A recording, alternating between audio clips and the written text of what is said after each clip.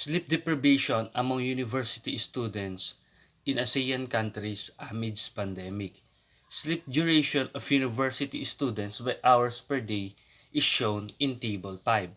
During a pandemic, 6 hours per day or one of the countries 20%, 6 to 8 hours 20%, 7 to 9 hours per day 2 countries 40%, and 8 to 10 hours per day 1 country 20%, at a total of 5 or 100%. Majority of the sleep duration hours per day in university students amidst pandemic is 7 to 9 hours per day in Vietnam and Thailand. The lowest hour per day is 6 hours in Indonesia according to the data gathered.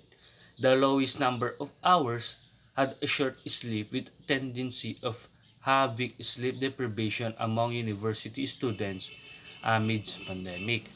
The global coronavirus pandemic has changed much about our lives in the last few months.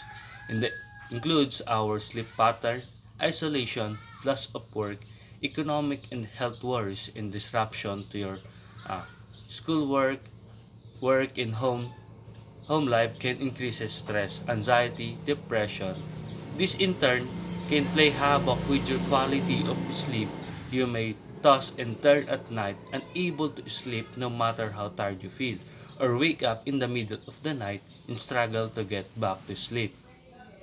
Some people report being plagued by bad dreams, others find they're sleeping in later but still groggy and unfresh when they wake up. Sleep deprivation can be defined as engaging in less than 8 hours of sleep at night by Wesson 2012. So, inadequate sleep often result in impaired cognition, which negatively affects health and well-being. As a result of the data gathered, Indonesia got the lowest duration of sleep. According to the survey, some 28 million Indonesians, roughly 10% of the population, face trouble falling asleep. One of the college students said that since graduating from university, I only have around 2 hours of sleep every night. She told the Jakarta Post, without enough sleep, I become moody and depressed the next day. University students are prone to lack of sleep for many reasons. A lot of university students are facing trouble with sleep that can turn to insomnia. One of the reasons is the study. Due to a lot of requirements needed to pass, sometimes college students are having a hard time in sleep, especially now that we encounter a pandemic. The most prominent time to comply with the requirements is at night. Many college students cram before a test and pull a all-nighter, staying awake until the early hours of the morning. This ends up hurting in the long run, as being sleep deprived impacts the skills needed to do well on tests like memory recall and concentration. In fact, many students who pull an all-nighter often end up having lower GPS, according to Sleep Education 2021. And also, the one effect that causes sleep deprivation was the social media.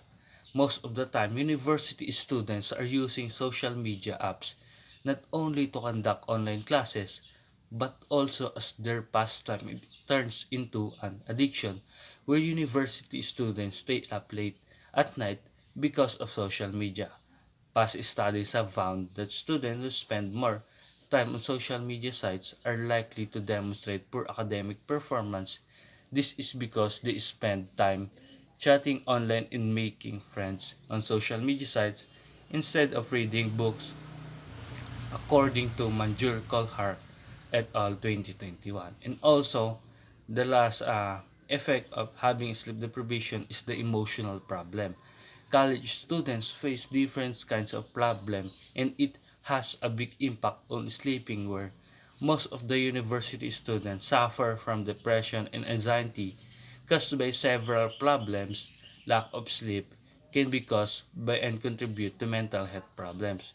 According to the National Alliance of Mental Illness, 40% of students experience symptoms of depression Also, 80% feel overwhelmed by academic responsibilities and 50% have struggled with anxiety.